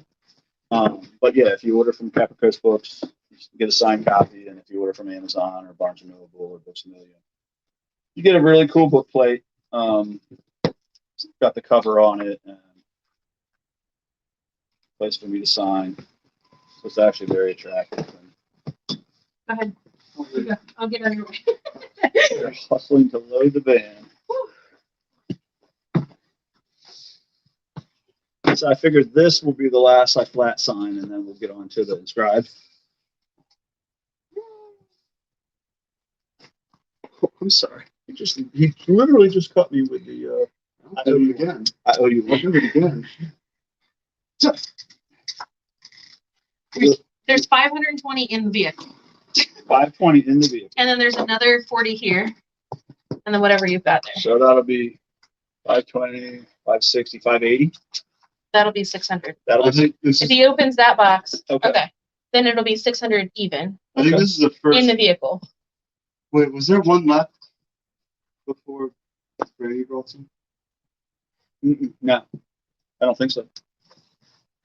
Yeah, no, that's right. That'll be 600. This is 600. Makes me happy. I'll flat sign those too, Billy. Only if you want flat. So then we'll get to 600, and then we'll go back to inscribe. Okay. I think this is 600. Okay. I got my jug. Thank you, bro. Yeah, Smoothie, thank you. Sponsored by Smoothie King, Bel Air and Forest Hill, Maryland. It's a chain. Smoothie Well, King's they not- might be, they're not a franchise. I'm They only, could be a franchise. Oh, that's true. I'm only sponsored by those two locations, Billy. Because They the just don't know it. what's the other one in Bel Air? Oh, That's definitely a franchise. I like them. Smoothie place? Yeah, with by the axe throwing. Oh, I don't know. I can't remember what it is. Isn't it travel? Yeah, something.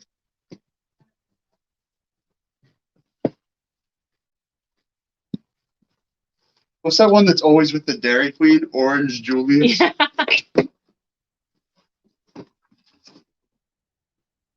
Why is that so funny? Orange.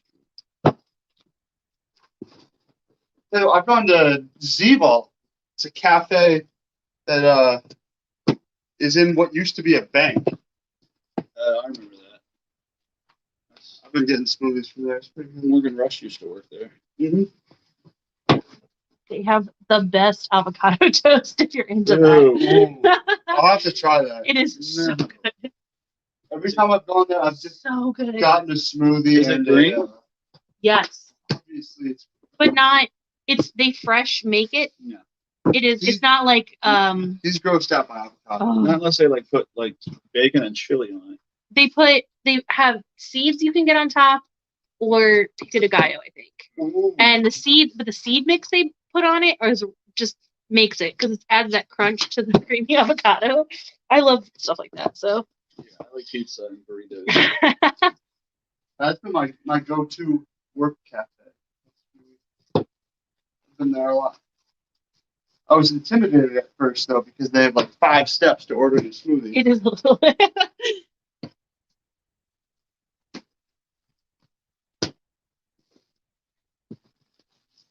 People always ask if my signature deteriorates as I go on, and maybe you'll show Billy Oh, some signatures that they're pretty, what's it called?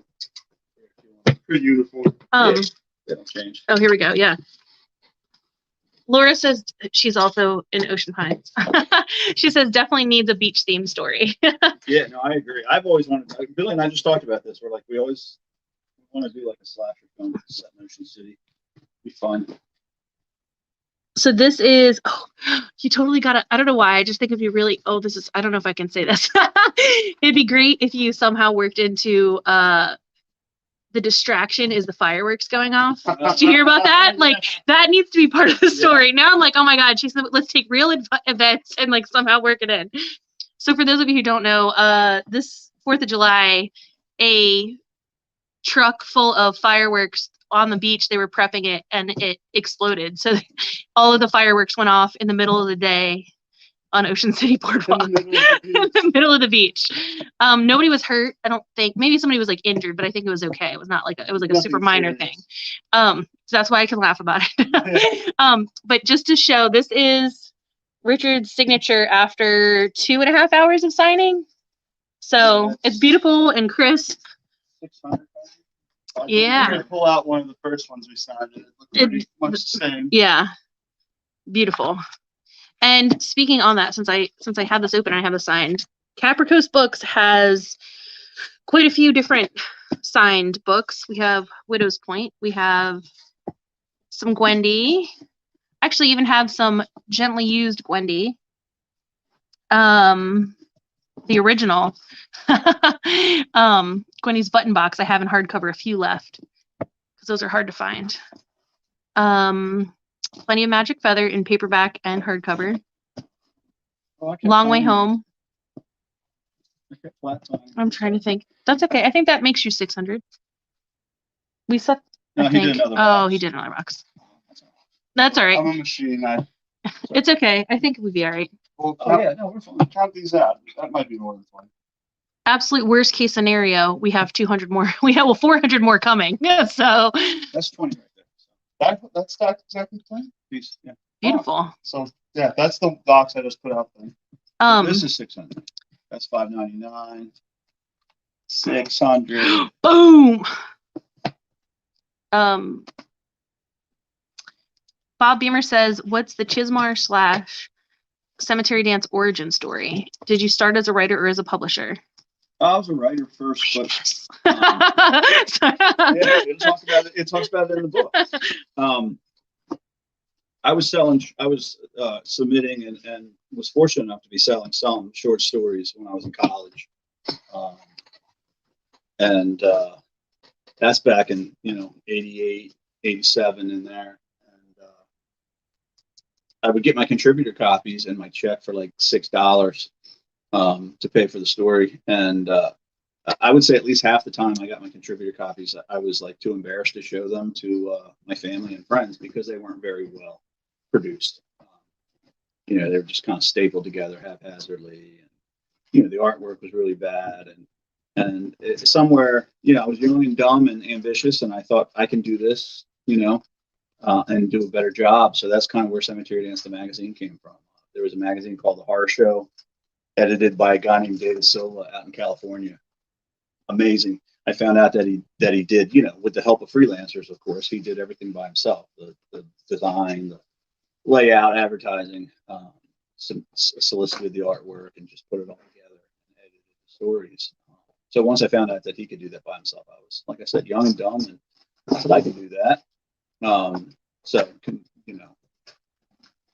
kind of proceeded to make tons of mistakes for the next 10 years, and still to this day we still make mistakes, but we learn from them. And that's kind of where the magazine came from. The first issue was December '88, when I was a senior in college, and later that summer is when I graduated. That's the story. So since you just answered his question, I'm going to go ahead and use it as an example. So these cards, when you see these cards, you're going to get them in the mail. I'm going to write a little message on here. By the way, I'm going to totally steal it. Hi, I'm Liz, because I'm from Capricos Books. And so I write my little messages on these, but the reason they have your names written however you asked me to have them inscribed. So I'm going to go ahead and give this right over. You can watch. There you go. Yeah. The top one, Bob Beamer, since you just answered his question. I was like, yeah, I just came up on it. So, how's it going? All things serves the beam, as he says. Making sure I didn't miss anything. Whew. Oh, gosh. I hope I can fit them all. 20 more minutes to describe all these books. Yeah, Bob, that's your card. Wait, so how many more inscriptions? 120 more. I'm not going to get through them all today. Well, right? We have 80 books ready. So I don't remember if you did. I think I double checked, and I think you already had suggested it. I haven't written, but you know what? I'll do one for you if you haven't, because you're the best. Okay. Yeah. So I think there's one box. There might be one box in the car that is short a layer. That would make sense. Okay. Because I was like, actually. where did these extra 4 books come? Yeah, Yeah, I'll take them out and go put them, find that box. that's easy for I was like, I think they're a little lighter. you. 4 books makes a big difference. These next 3 are for Gary, Grant, and Janice. So if you're watching, hello. It's a nice alliteration.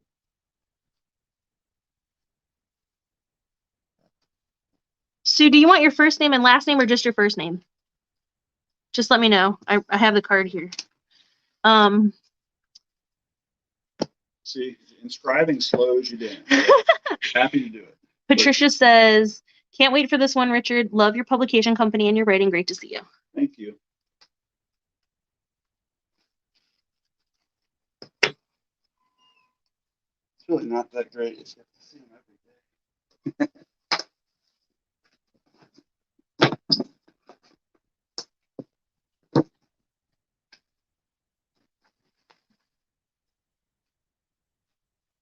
Oh, now my job gets a lot easier. Yes, it does. Everything gets slowed.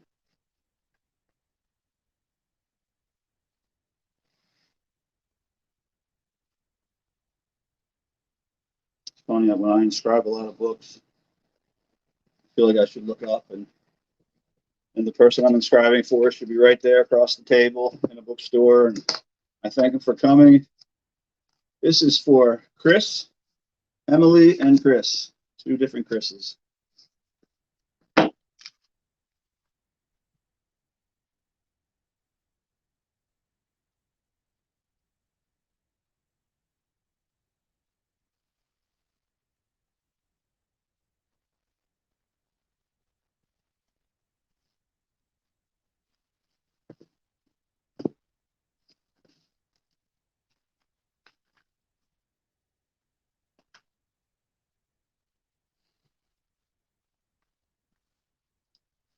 You're putting the name tags in there, right? Yeah.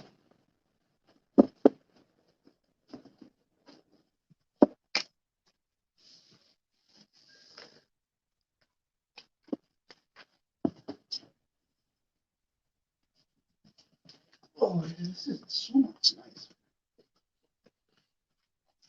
Yeah, I'm not sure when.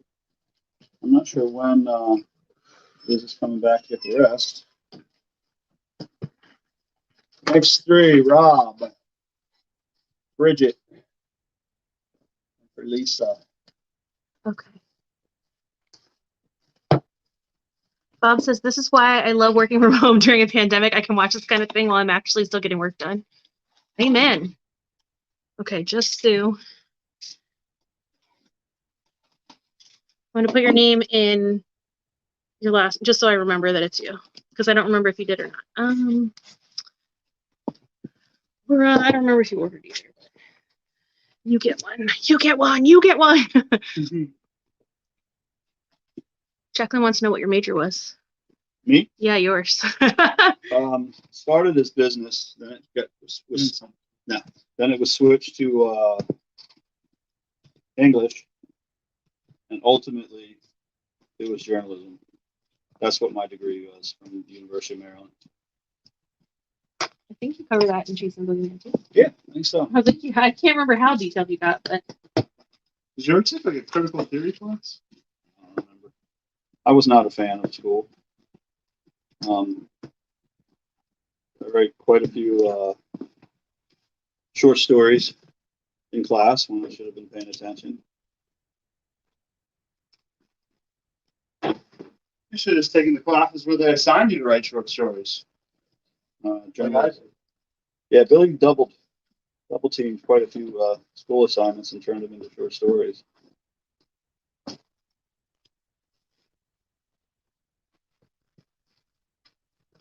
You want me to do Sue's?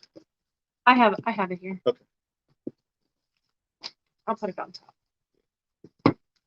Stephanie is next. And Emma and Annie.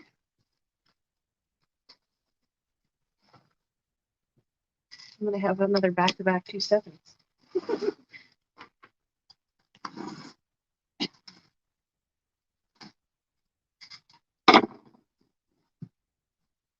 This is the quietest Mindy's ever been in her entire life, just so you people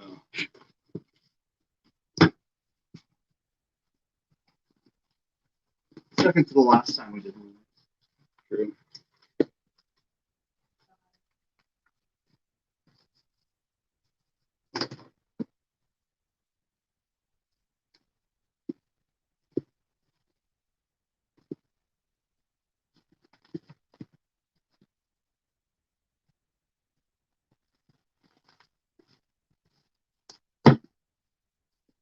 Have you read my book yet, Mindy?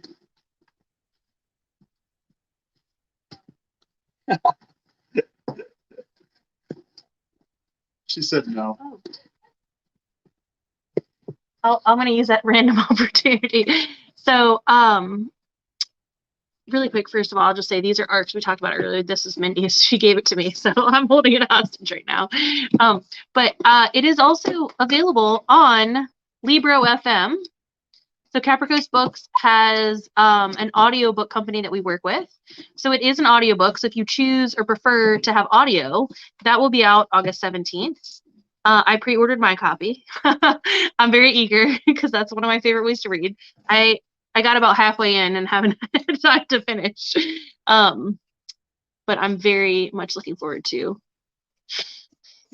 good. Very much forward looking to the audio version. How much I know you and I had talked about this. How much did you have say in the narrator for your audiobook? They gave me a choice of 4 or 5 different people, and then they went and checked on availability. So I actually got the person I wanted, which was cool. This is for Gabe and Billy. What up, Bill?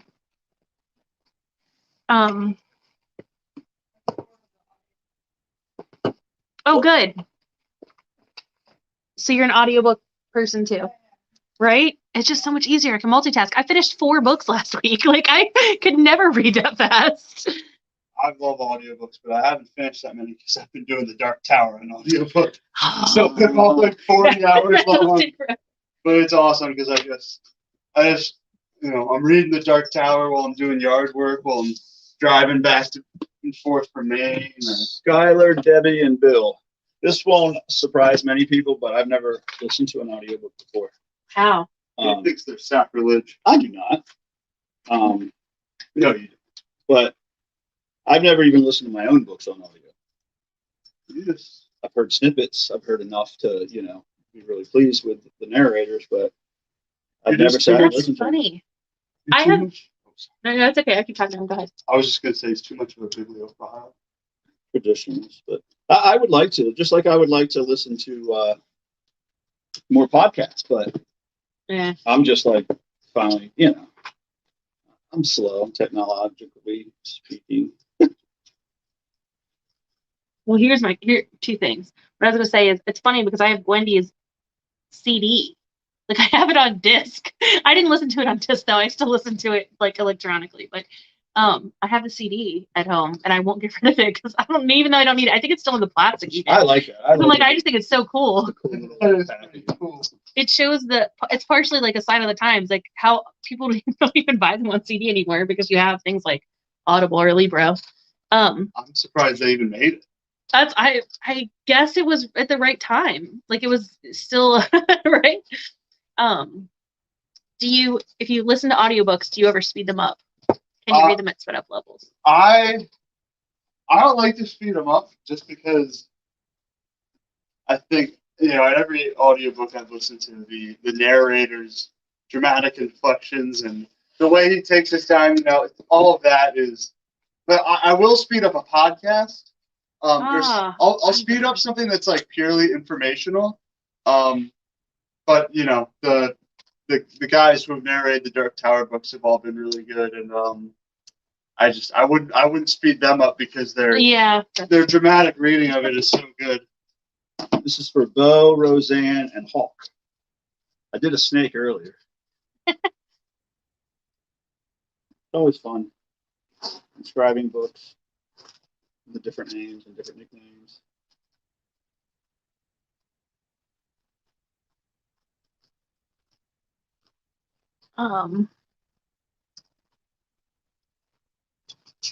Mike Bird says, speaking of animals, Mike Bird says, my daughter loved the personalized video you made for her. Thank you for doing that. I can't wait to get my autographed Boogeyman. Thank you. Casey just put in my order for personalized copy. I hope I'm not too late. I'll double check that. Listening to King read his own books is a blast. Yeah, I would like to do that sometime. I can't remember the last thing that I read that he read. For Brandy, Michael, and Jim. Sue has Insomnia on cassette. Oh. I had something on cassette. I never listened to I it, think but I I had have something on cassette too. I can't remember. I had The Mist. Yes. Oh, That's I what have the it was. Mist. I have the Mist on CD, but I have the special edition surround sound one they did. Do you know about that one? Yes. So they did it where they, I guess, were in a room that had like, I can't remember the name of them. I'm sure you guys would know better than me, but like the mic that picked up omnidirectional, I guess. So it sounded like you were a person in the middle of the room of what was happening. So like if somebody was like in a corner, it sounded like they were in the corner. Like That's awesome. I have that on disc. That's the other one. Actually, Bill, yeah, we probably will, because I can just flat sign what's left.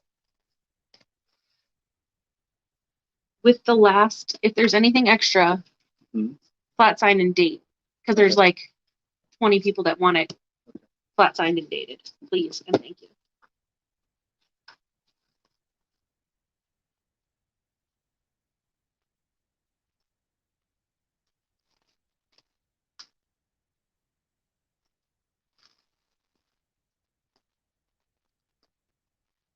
Oh, and we have 9 minutes left on the live, and my phone is at 12%.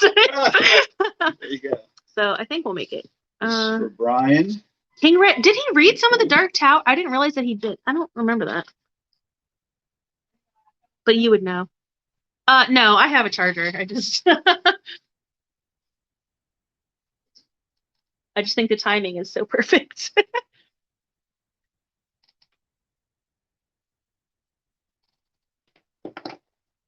Let's take home that stack of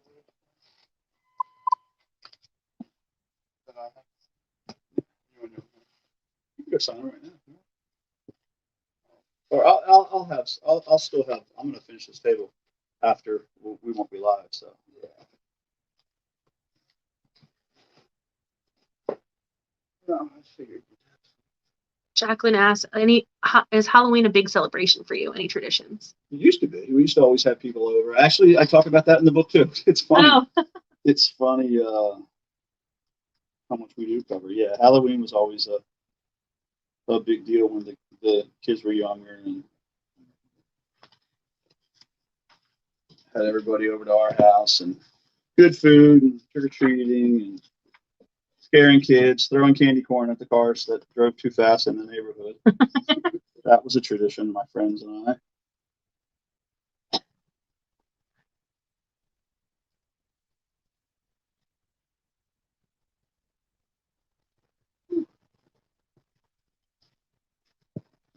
Did we get any trick or treaters? No, not our new house. This is for Paul, Leah, and Mark. And we'll have to make it stand out. Yeah, our current house. I'm trying to think, would people come up there? Nobody. We don't have kids in our new neighborhood, so. What did you say? I'm sorry, Mindy. What did you say? There we go. Sorry. Sorry, not sorry. Oh no, that's because the ones I sent out this morning, the confirmations that we sent out.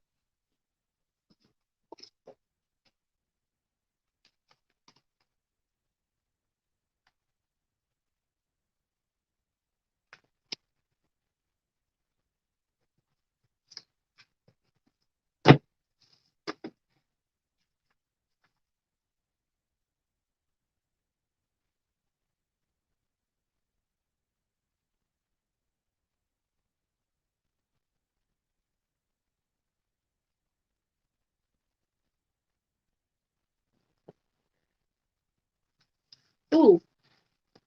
This is a random question while we have a few minutes left. Just because I'm writing this card. Stephen King has constant readers.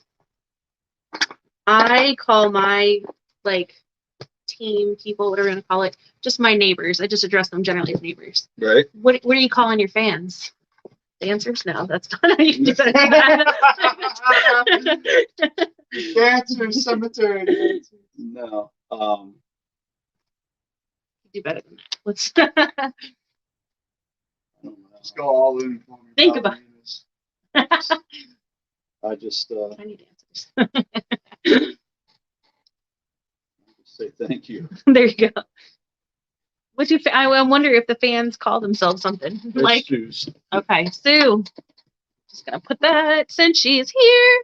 Look at that, Sue. Your book is signed. To Stephanie. Sue. Yeah, 2 Stephanies back to back. Okay. Oh gosh. And a Laura. Lora. Yes, that's my friend Laura. She is Okay. amazing. She watches every live I do, Really? and she stays almost the entire time. Wow. Like no matter, like she's probably been here. She Sorry, said she was a Laura. little late today. Sorry. She said, "Oh, that's awesome." Laura actually travels from up here. She has a house here and in Ocean Pines, Oh, cool. and she goes back and forth. My sister Nancy lived in Ocean Pines. First, she lived on 4th Street, Bayside, for probably Oh, right downtown. a decade, and that's where I spent my summers growing up. And then she lived in Ocean Pines for probably another decade or so. Now she's out in Tahoe. Wow.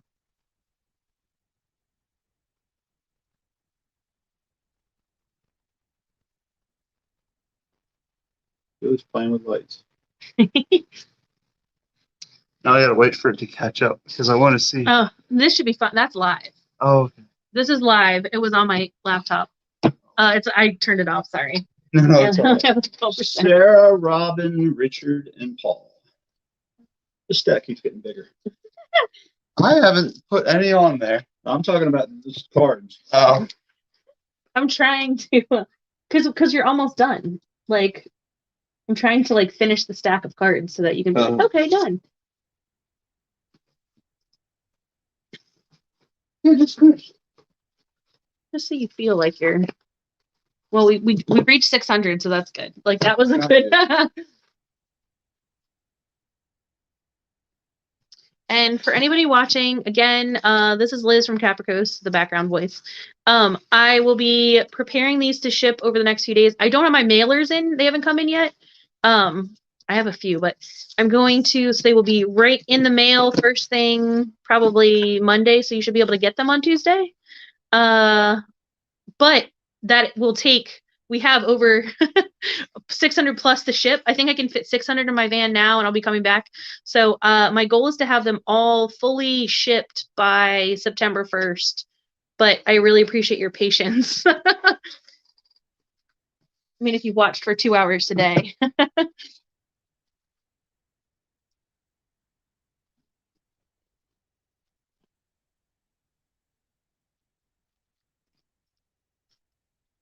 But I promise I'll get them out as quickly as I can.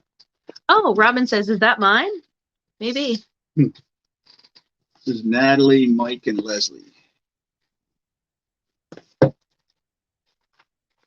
I did just write Robin's name at a certain point, so it's very possible. That's a big chore. Your mail person must be excited. Oh yeah, I go to like 3 different post offices. I spread it out, but I take them there. I don't let them get picked up. I would never do that to somebody.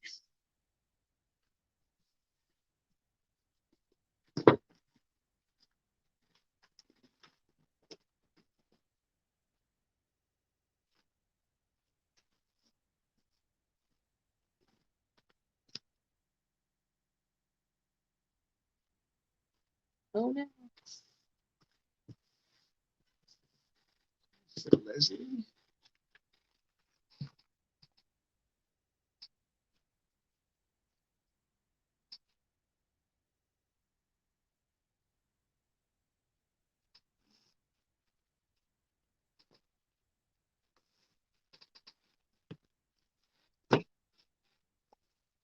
See, Ken, Jeff, Jason. you want that extra box? Huh? Thank you, Ken, Jeff, and Jason. I'm gonna flat sign and date that box, so we can wait a second. What do you want to finish? Oh, maybe after. You gotta sign off and. And even if you Oh, don't finish 3 these o'clock. today, at least you'll have them. Right. Yeah. All right. Thank you, everybody. Sue said we do need a constant reader name. Someone needs to label us. And Dawn says, thank you, Richard, for doing this live. Well, thank you guys for coming. Thank you for buying the book. I really appreciate it.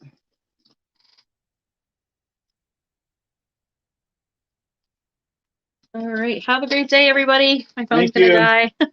6%, 3 o'clock, perfect timing. Richard, you are awesome. Thank you. Thanks everybody who hung out. There's quite a bit who hung out all day. All right. Have a wonderful day. Bye, everybody. Bye. Thank you all. Woo. Thank you.